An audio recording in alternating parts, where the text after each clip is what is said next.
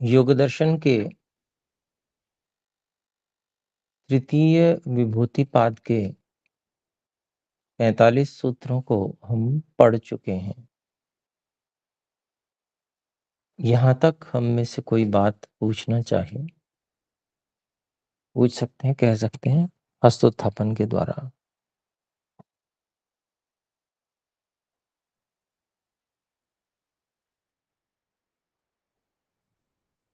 जी, ठीक है। तो हम आगे बढ़ें इससे पहले जो 45वें सूत्र के अंत में कुछ बातें ऐसी जो आई हैं व्यास भाष्य में, जो सामान्य रूप से बड़ी असंभव जैसी प्रतीत होती हैं। तद्धर्मान अभिघातश्च, इसमें कि पृथ्वी ठोस है लेकिन योगी को रोकती नहीं है, इत्यादि बातें। तो ये जो बातें हैं, ये इसमें हम कोई निर्णय नहीं करते कि जब हम उस स्थिति में पहुंचेंगे तो अनुभव कर लेंगे। ऋषियों की बातें हैं, सामान्य रूप से तो ये संभव होता ही नहीं है, निश्चित बात है ये। तो बहुत सी बातें ऐसी होती हैं जो समझ में आती ही नहीं है, या तो हमारा उतना स्तर हो कि हम उसमें यूं निर्णय कर सकें कि ये ऐसा होता ही है, ऐसा नहीं ही होता है, तो उसको हम सामान्य रूप से ऐसी स्थिति में नहीं है तो हम उसको छोड़ देते हैं कि ठीक है, कोई बात नहीं, समझ में नहीं आ रही इसको, जब आएगी तब देख लेंगे समझ में। तो इसी तरह से चलना चाहिए। व्यर्थ में जो संशय इत्यादि उत्पन्न नहीं करना चाहिए।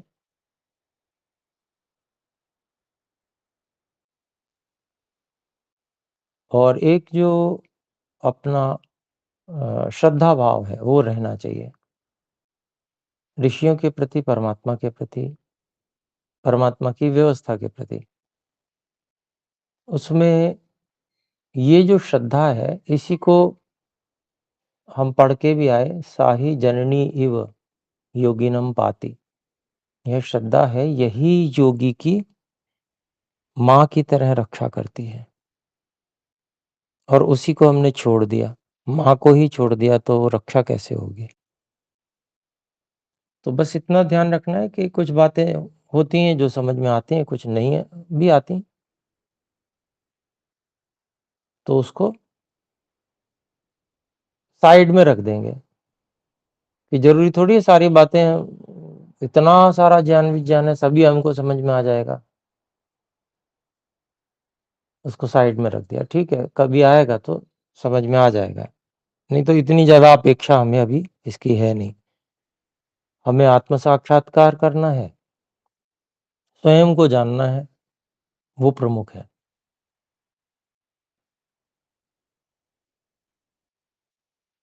तो आगे बढ़ते हैं, देखिए 46वां सूत्र है, रूप लावण्य बल वज्र संहननत्वानि काय संपत्।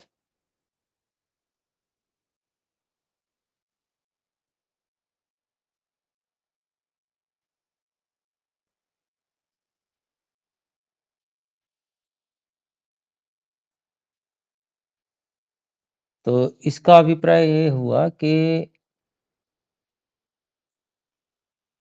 रूप, योगी को सुंदर रूप प्राप्त हो जाता है, मतलब रूप उसका सुंदर हो जाता है। लावण्य भी उसी से अर्थ से संबंधित है, अर्थात जो ओज है, तेज है और सुंदरता है, वर्ण का, रंग का निखर जाना है, ये सब होता है। फिर बल वज्र संहननत्वानि, ऐसे ही बल बहुत अधिक बढ़ जाता है, और वज्र संहनन,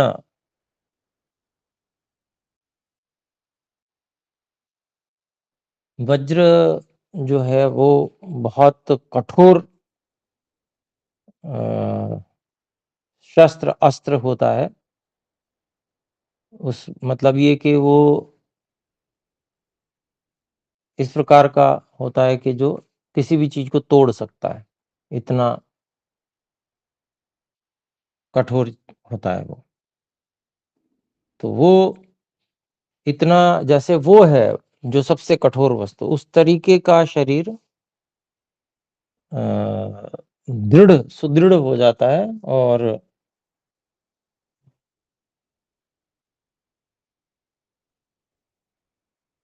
जो किसी भी चीज़ को तोड़ सके, इतना मजबूत बलवान शरीर, ऐसा हो जाता है। तो ऐसी योगी को शरीर की संपत्ति प्राप्त होती है।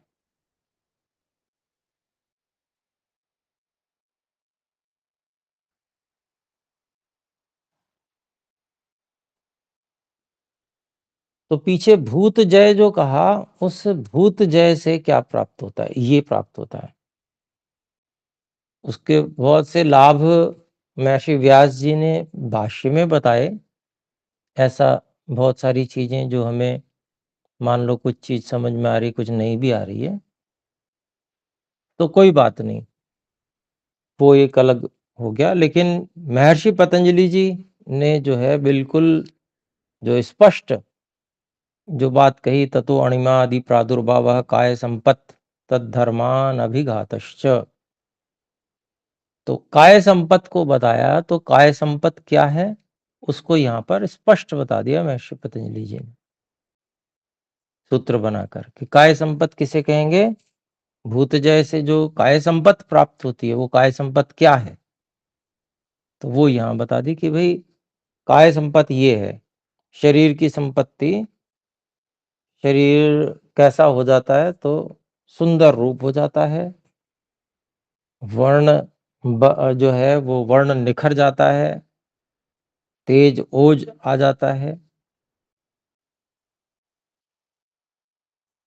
और शरीर इतना दृढ़ हो जाता है वज्र के समान, किसी भी चीज को तोड़ सकता है।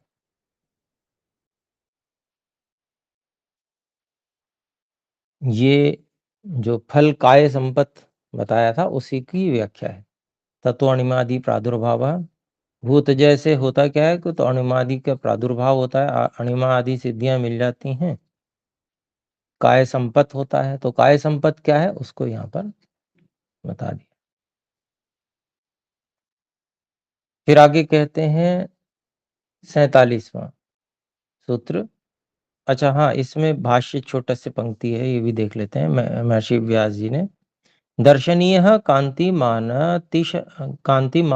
अतिशय बलो वज्र संहननश्च इति। तो कहते हैं ऋषि व्यास जी कि ऐसा जो योगी है, काय संपत्ति जिसको प्राप्त होती है, वो दर्शनीय हो जाता है, देखने योग्य हो जाता है, मतलब उसको देखने की इच्छा होती है। अच्छा, श्री राम जी जो थे ना, उनको ये काय संपत्ति स्वभाव से प्राप्त थी। जो भी चाहता था, जो एक बार देख लेता था, बार-बार देखने की इच्छा होती थी। और इस बात को वहाँ पर जब महर्षि भारद्वाज जी के आश्रम में श्री राम जी, लक्ष्मण जी, सीता जी थीं, तो महर्षि भारद्वाज जी ने उनको ये कहा कि आप यहीं रहो, ये भी वन ही है, आश्रम है। तो उन्होंने ये उत्तर दिया कि यहाँ पर जो बस्ती है, जहाँ पर सब लोग रहते हैं, ये बहुत निकट है और लोग जो हैं देखने के लिए आ जाया करेंगे यहाँ पर और भीड़ लगेगी। जब भीड़ लगेगी तो उससे आश्रम को भी बाधा होगी और हमें अपना जो हम स्वतंत्रता से नहीं रह पाएँगे। अर्थात फिर एक बंधन हो जाता है ना कि देखने वाले आ रहे हैं, देखने वाले आ रहे हैं बहुत सारे लोग। लाइन लगी हुई है। तो अभिप्राय क्या है कि ये जो दर्शनीय सिद्धि, अब ये सिद्धियां जो हैं, जैसे मैंने कहा भी था कि ये जन्म से भी प्राप्त होती हैं। पूर्व जन्म में इतना तप किया, जो सिद्धि प्राप्त की, तो वो फिर जन्म से ही प्राप्त हो जाती है। तो ऐसे ही ये भी विशेषता ऐसे ही हमारे जो भी विशेष महापुरुष हुए हैं, उनको ये प्राप्त थी। उदाहरण इस ध्यान में आ गया तो मैंने आपको बता दिया कि बहुत दर्शनीय थे, अर्थात ऐसे थे कि तभी तो लोग रागयुक्त हो जाते थे और बहुत अधिक प्रभावित भी होते थे, देखते ही प्रभावित हो जाना, तो ऐसा था।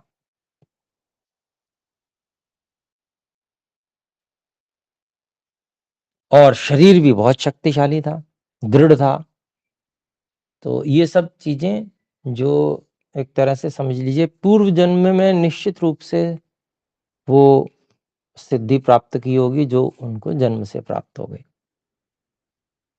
जिससे कि उनको ये सब विशेषताएं प्राप्त हुई। तो आगे देखते हैं, 47वां सूत्र है, ग्रहण स्वरूपास्मितान्वयार्थवत्व संयमादिन्द्रिय जयः।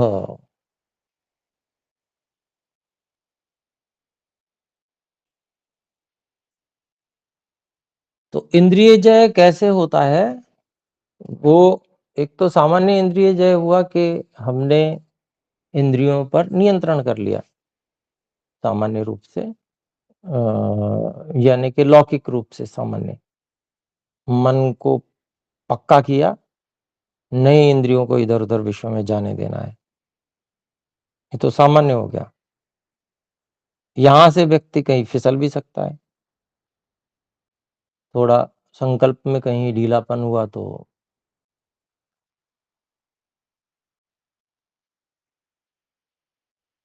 ये जो एक सामान्य हो गया, लौकिक हो गया। लेकिन जब व्यक्ति योगी समाधिस्थ होता है, उस समय जो इंद्रिय जय का स्तर होता है, वो एक अलग ही स्तर होता है, वो बहुत उच्च स्तर है। समाधिस्थ होने के लिए जो इंद्रिय जय चाहिए, वो कौन सा इंद्रिय जय है, उसकी मतलब वो विशेष है, वो बिल्कुल पूरी तरह से नियंत्रण कि उसका विषय उपस्थित हो रहा है। मान लीजिए शब्द है, तो शब्द बज रहा है खूब जोर जोर के, तो वो चाहता है योगी के बस नहीं, ग्रहण नहीं करना तो नहीं होता, ये अभिप्राय। तो वो जय है। तो कहते हैं कि इंद्रियों के ग्रहण आदि 5 रूप, ग्रहण, स्वरूप, अस्मिता, अन्वय, अर्थवत्व, ये 5 रूप हैं। इन 5 रूपों में संयम करने से योगी को इंद्रिय जय नामक सिद्धि प्राप्त हो जाती है। ये सूत्र का अभिप्राय हुआ। आइए ऋषि भाष्य देखते हैं महर्षि व्यास जी का। ग्रहण, एक एक चीज को स्पष्ट करेंगे, जैसे पहले स्पष्ट किया वैसे यहाँ भी, क्योंकि संयम कैसे होगा? संयम तो तभी होगा ना जब उस चीज को जानेंगे, धारणा तभी लगा पाएंगे। तो ग्रहण क्या है? सामान्य विशेषात्मक शब्दादि ग्राह्य। सामान्य और विशेष स्वरूप वाला शब्द आदि जो विषय है, वो ग्राह्य है, जानने योग्य है। फिर कहते हैं तेषु इंद्रियाणाम वृत्तिर्ग्रहणम, उन शब्दादि विषयों में इंद्रियों का जो व्यापार है, उसको ग्रहण कहते हैं। ग्रहण शब्द जो यहाँ पर सूत्र में पठित महर्षि पतंजलि जी के द्वारा है, उसको स्पष्ट कर रहे हैं। जो सामान्य शब्द आदि विषय हैं, वे ग्राह्य हैं, और उन जो ग्राह्य हैं शब्द आदि विषय, उनमें जो इंद्रियों की वृत्ति है, व्यापार है, इंद्रियां उनमें चलती हैं, इंद्रियां उनकी ओर दौड़ती हैं, यह जो है इसको ग्रहण से कहा गया है। फिर आगे कहते हैं न च तत्सामान्य मात्र ग्रहणाकारम। पहले इतनी बात देख लेते हैं।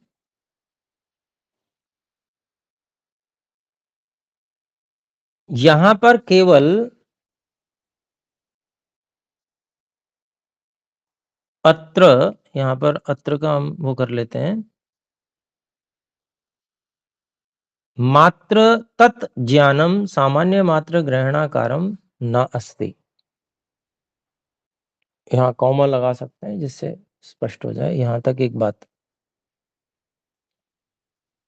जो यहाँ पर जो जिसको ग्रहण कहा जा रहा है, ग्रहणम, जो इंद्रियों की उन विषयों में व्यापार, इंद्रियों का जो उन विषयों में जो व्यापार है, अर्थात उनकी ओर इंद्रियों का पहुंचना, इंद्रिय उनसे संपर्क करती हैं, तो उन विषयों से, शब्द आदि विषयों से इंद्रियों का जो संपर्क करना है, ये ग्रहण है, इसी को कहा। तो इसको इसी विषय में कह रहे हैं कि यह जो है, यह जो ग्रहण है, केवल जो ज्ञान है वो सामान्य मात्र ग्रहणाकारम नास्ति, केवल सामान्य मात्र ग्रहण, सामान्य मात्र जो ज्ञान है विषय का हो रहा है, ये केवल वो नहीं है।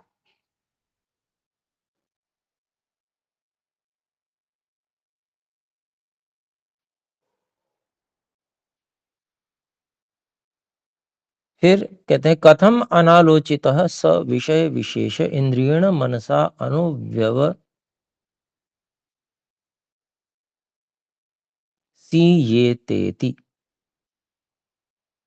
अनुव्यवसीयेतेति। तो कहते हैं कथम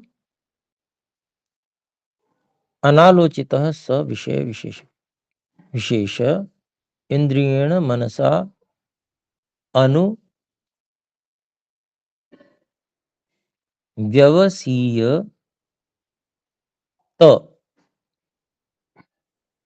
अनुव्यवसीयत इति। ऐसे तोड़ लेंगे इसको। तो कहते हैं कि पहली बात इन्होंने कही कि यहाँ पर जो ग्रहण कहा जा रहा है वह जो ज्ञान है वस्तु के विषय में या जो शब्द आदि विषय में, वो सामान्य मात्र ज्ञान स्वरूप वाला नहीं है। सामान्य मात्र ग्रहणाकारम न, सामान्य मात्र ज्ञान कराने की स्वरूप वाला वो नहीं है। तो कथम, कैसे, क्यों नहीं है, प्रश्न किया। तो कहते हैं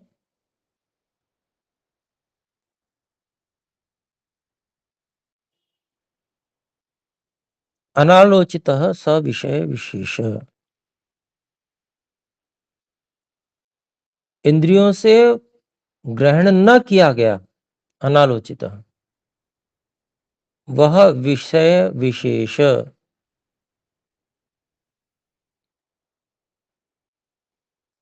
इंद्रियण मनसा,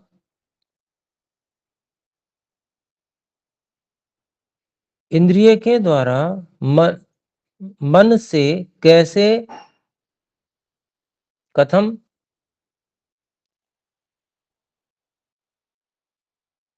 अनुव्यवसीयेत,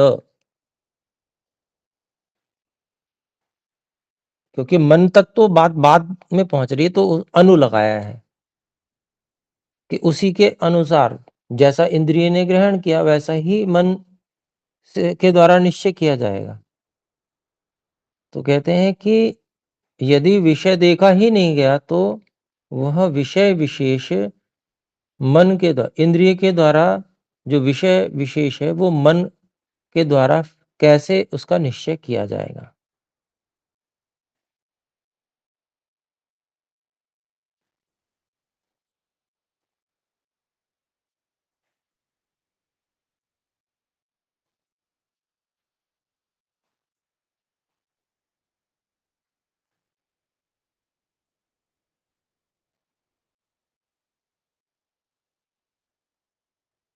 तो अगर केवल सामान्य मात्र ज्ञान का संवहन इंद्रिय कर रही हो, तो विशेष का निश्चय मन कैसे कर सकेगा?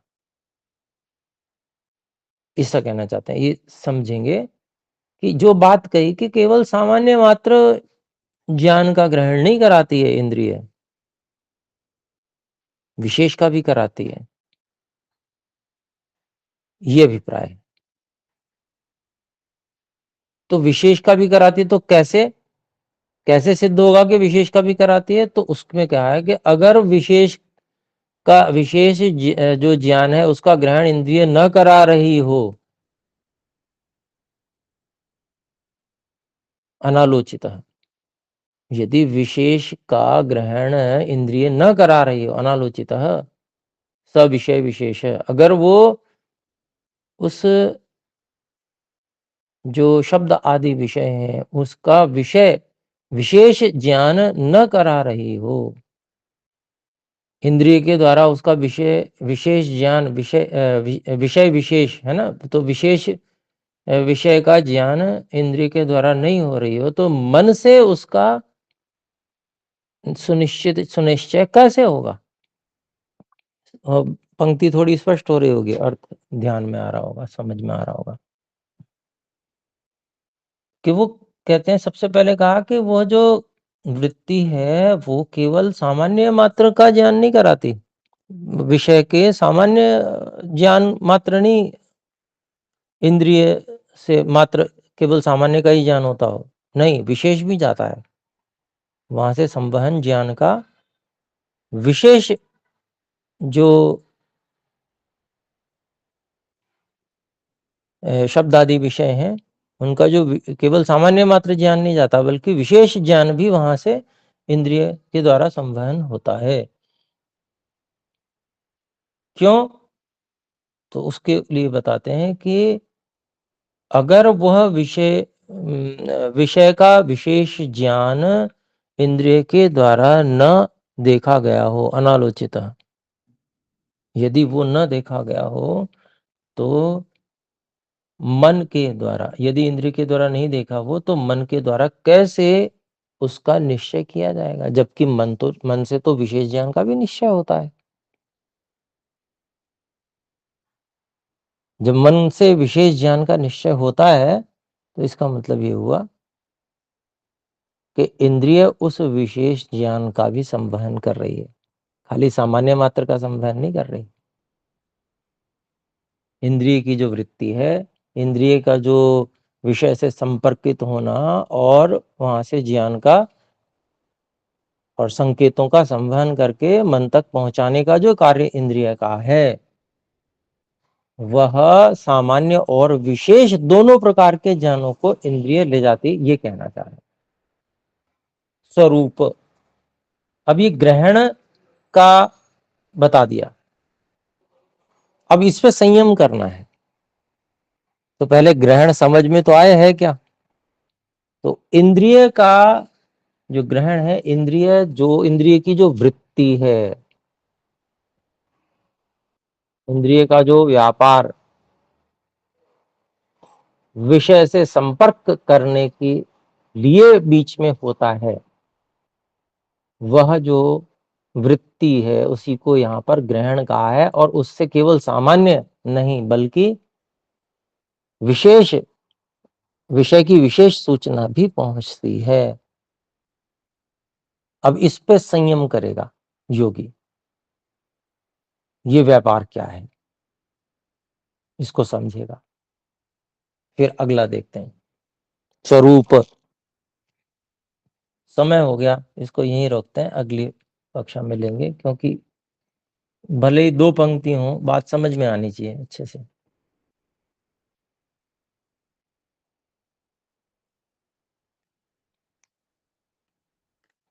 तो ठीक है, अभी विराम ही करते हैं, क्योंकि फिर अगली बात समझने में थोड़ा समय तो चाहिए ही होगा। आइए मिलकर एक बार ओम का उच्चारण करें।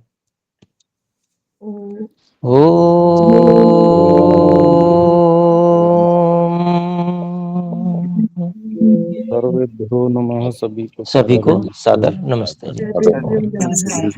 धन्यवाद गुरुदेव, धन्यवाद आपका।